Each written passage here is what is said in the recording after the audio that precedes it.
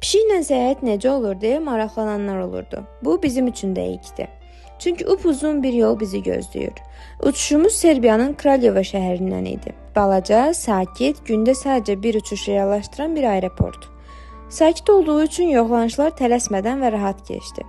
Pişiklə olduğumuz üçün belə bir cihazla hava limanında üstümüzdən nümunə götürüb test etdilər.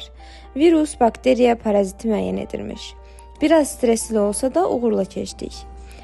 Deyim ki, uçuşumuz Air Serbia ilə idi. Reya üçün bileti hava yolu ilə əlaqə saxlayaraq və öncədən ödəniş edərək almışdıq. 65 avro.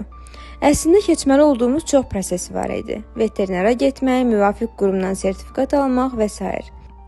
Bizdə bunun üçün vaxt olmadı deyə risk alıb gəldiyimiz sənədlərlə geri qayıtmağı seçdik.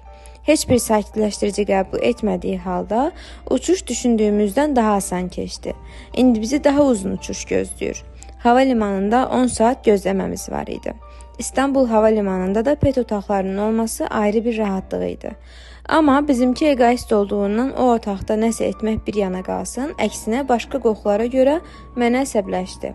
Tək güvəndiyi yer qutusuydu. Amma bir pişik o qutunun içində maksimum neçə saat qala bilər desəz, o da sonda biləcəksiniz. Yedi, içdi, yatdı, oynadı.